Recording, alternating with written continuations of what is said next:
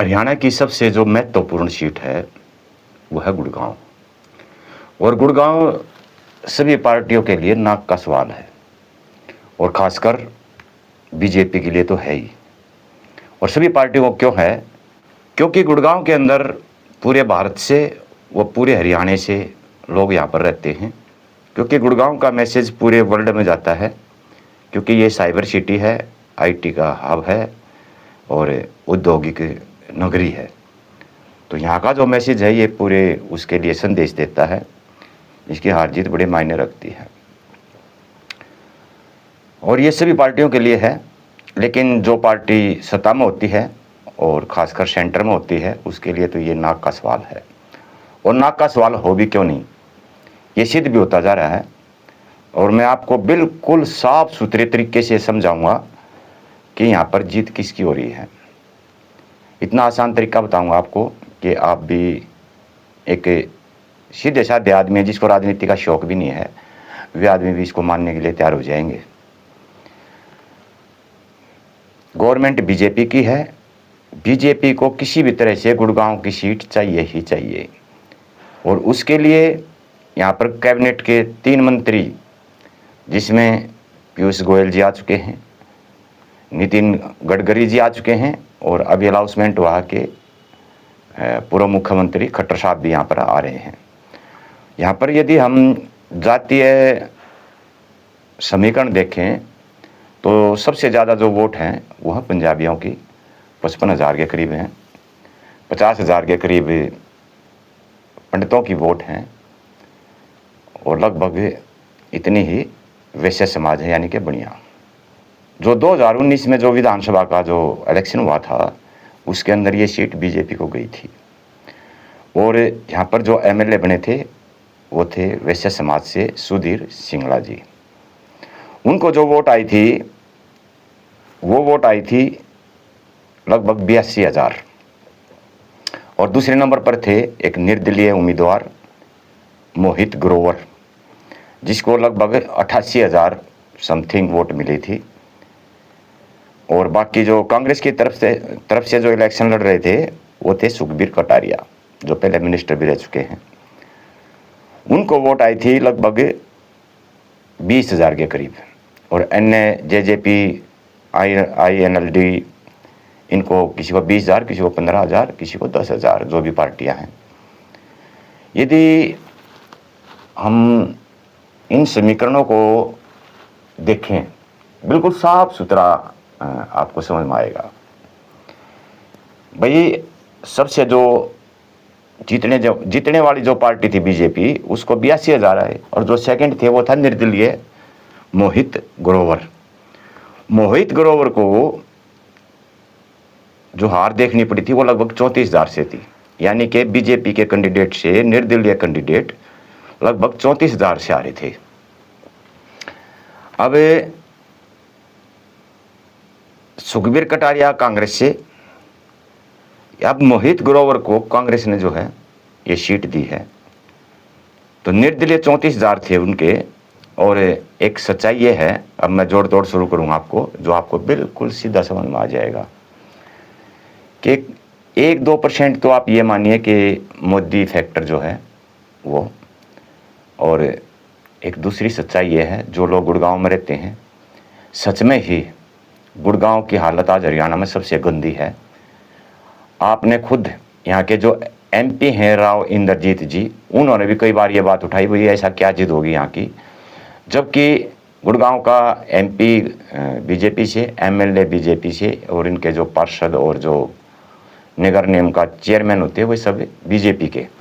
उसके बाद भी यहाँ पर बिजली और पानी और ये जो सीवर की अव्यवस्था है, ज़्यादातर कॉलोनियों के अंदर पानी बहता मिलेगा। खुद मैं जिस कॉलोनी में रहता हूँ वो एक बड़ी साफ़ सुथरी कॉलोनी बोली जाती थी। और एक यदि हम उसके नंबर की बात करते हैं वो 1, 2, 3, 4 नंबर कॉलोनी नंबर में से आती थी, अच्छी कॉलोनी है।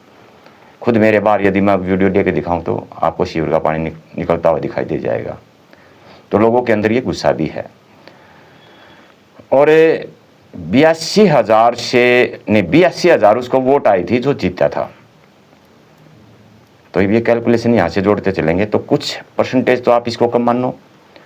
दूसरा, जो बीजेपी ने जो कैंडिडेट चुना है वो है मुकेश पहलवान शर्मा जी। उस कैंडिडेट को बीजेपी की टिकट दी गई है। और यहाँ पर एक नवीन गोयल करके कैंडिडेट थे जो काफ़ी समाज सेवा में लगे रहते हैं, वो बीजेपी की टिकट से दावेदार थे। अब वो निर्दलीय लड़े हुए हैं। जब लहर के अंदर 82,000 वोट थी बीजेपी की, तो मैं ये मानता हूँ इसको 2 से डिवाइड कर दो, प्लस माइनस चाहे किसी की भी ज़्यादा हो इन 2 में से, उससे मेरे को कोई फ़र्क नहीं पड़ता। हालांकि मैं काफ़ी जगह घूमा हूँ, मैंने सर्वे भी किया है।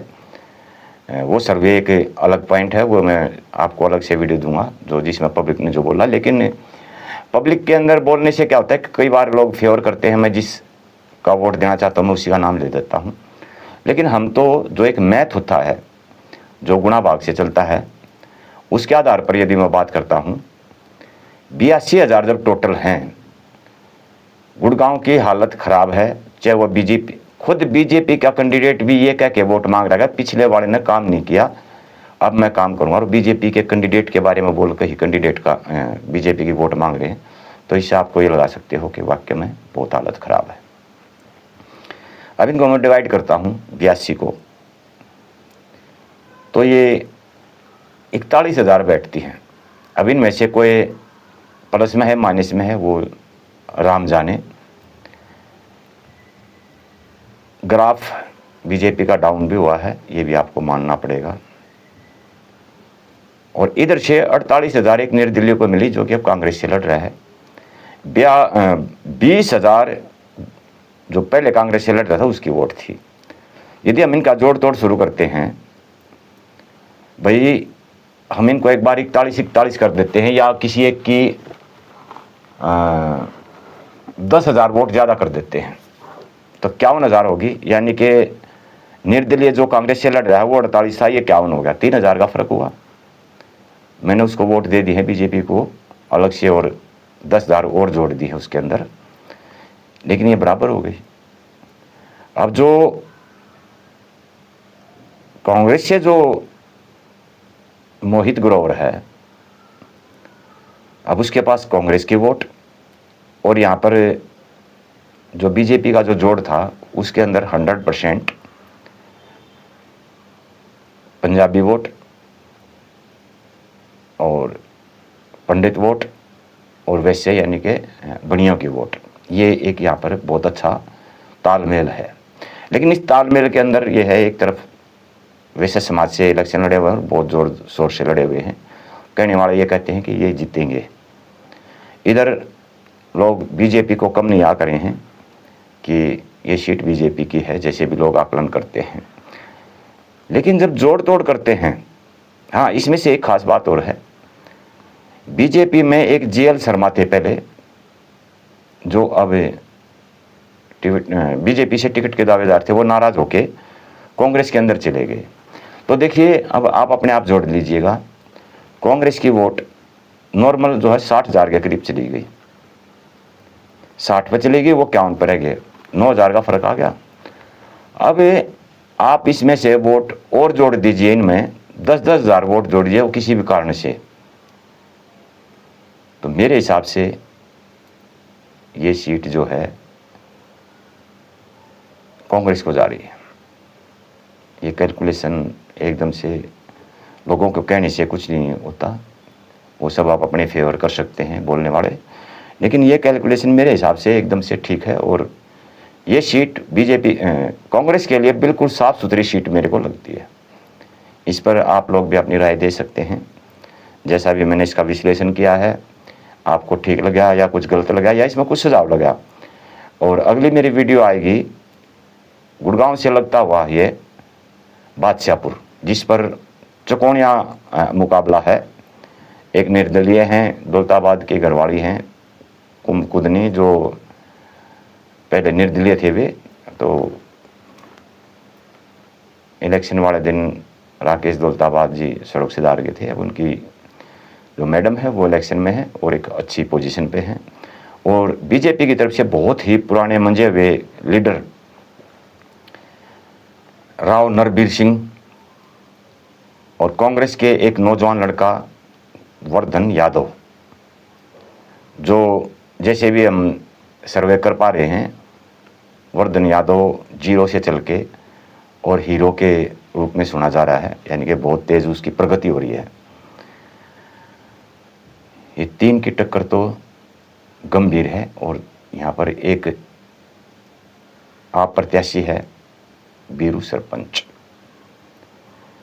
वो निर्दलीय लड़ रहे थे, बाद में वो जो आपसे टिकट लेके आगे थे, तो उनका विश्लेषण भी मैं आपको जोड़ तोड़ करके बताऊंगा। अभी ये सीट हर हालत में कांग्रेस को जा रही है।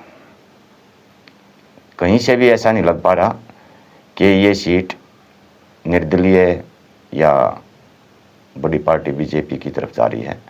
जो मेरा आंकड़ा गुणा भाग में आया है, लोगों की जुबान से नहीं, तो आगे इंतज़ार करिए, और भी सर्वे आपके सामने होंगे। जय हिंद, जय भारत।